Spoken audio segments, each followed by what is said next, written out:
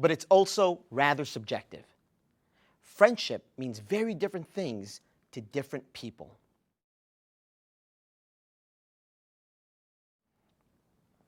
As a therapist, I'm always thinking about a client's social network. Along with sleep patterns and appetite, this is an important indicator of a person's general functioning. When I work with a client who's suicidal, it's always critical to take into account that person's support systems. And by that, I'm talking about family and friends. You probably know of adults who consider themselves loners and say that they are content with that condition.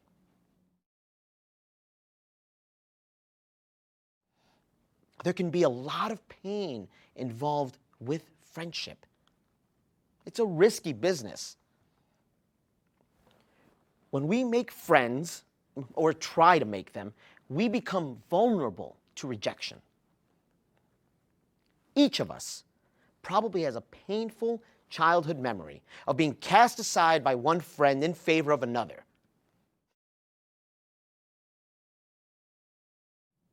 You may have heard of the concept of the overscheduled child who is always busy, always going off to piano lessons or football practice or ballet class. In some respects, friendship seems like a very straightforward topic. Everyone wants friends. Most of us have friends. But it's also rather subjective. Friendship means very different things to different people. What I'll be focusing on today is the importance of friendship to me, as an individual and as a psychotherapist. And then on some ways in which friendship is challenged today. My first memory of consciously contemplating friendship was as a young boy. I was about 6 or 7 years old, and I heard an old song on the radio. People. People who need people are the luckiest people in the world. And I remember thinking, is that really true? Do we need people? And is it okay to need people? And as I've gotten older, more and more, I tend to answer that question in the affirmative. As a therapist, I'm always thinking about a client's social network. Along with sleep patterns and appetite, this is an important indicator of a person's general functioning. When I work with a client who's suicidal, it's always critical to take into account that person's support systems. And by that, I'm talking about family and friends. Does that person feel supported in the world? Do they have meaningful connections? There are two reasons why I think about that. And the first one is, the person who does feel supported is much less likely to attempt suicide in the first place. Suicide is very often the manifestation of an abject sense of alienation. And second, if a person is suicidal, it's very important to hook them up with their support systems so that they can be monitored and kept safe. Someone without friends is almost certain to be depressed. You probably know of adults who consider themselves loners and say that they are content with that condition. My sense is that while that may in part be true, it's almost always the function of a defense mechanism. There can be a lot of pain involved with friendship. It's a risky business. When we make friends, or try to make them, we become vulnerable to rejection. Each of us probably has a painful childhood memory of being cast aside by one friend in favor of another. And that really hurts. Rejection by friends is especially painful for children. So many loners, after repeated rejection, adapt by consciously deciding not to get close to anyone. It's easier that way, and it's less painful. In effect, they're saying, if I tell you who I am, and you don't like who I am, that's all I got. So I don't want to take that chance. I don't want to let you know who I really am. And of course, it's impossible to form a friendship if you're isolating yourself from other people like this. To make friends, you have to run the risk of being rejected.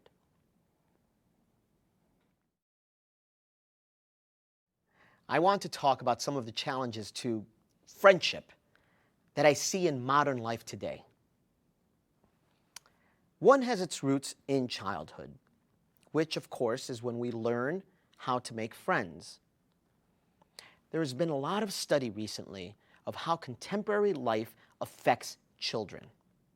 You may have heard of the concept of the overscheduled child who is always busy, always going off to piano lessons or football practice or ballet class. Of course, activities are good, but children also need unstructured time. In a safe place, of course, where they can just hang out with their peers without tasks or deadlines. It is in those moments that a child can really get to know another child. And that is the basis of developing lifelong friendships. And, of course, the pressures of modern life have an impact on adult friendships as well. Ask a friend today, how are you? And odds are the answer will be, I'm so tired, or I'm much too busy, or both. People spend more time at work, and the result is less quality time with family and friends.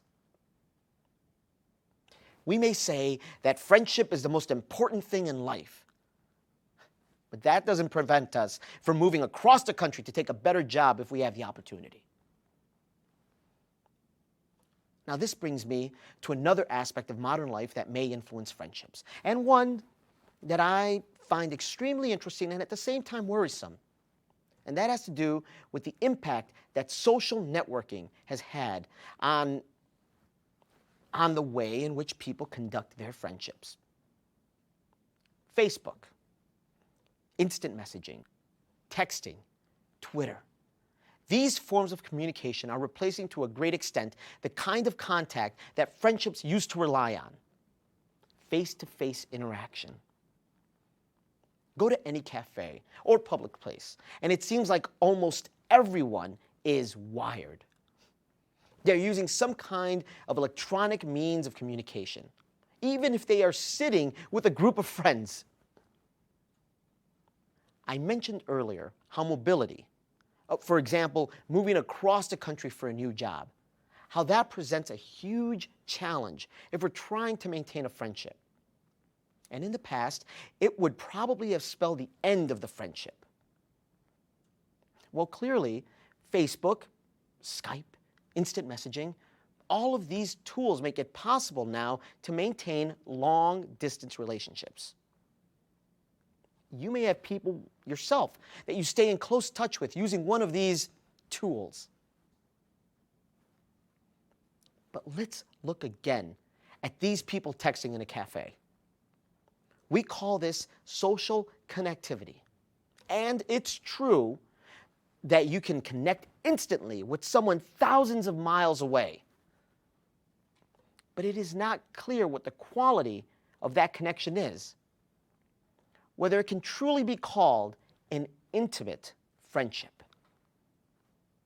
I'm not saying these social networking tools are bad, and I think they can be vital to sustaining an existing friendship. But as far as making new friends, well, think about this verb that we use on Facebook, friending. to friend? Just how meaningful is it to say, I have 683 friends on Facebook? Are they really friends? In conclusion, in terms of human history, social networking is a relatively recent phenomenon. So we do not know what impact it will have on the nature of friendship. But I think it is safe to assume that friendship will survive. We are by nature social animals. We all want and need people in our lives that accept us and love us for who we are. The people we love and who love us back are our friends.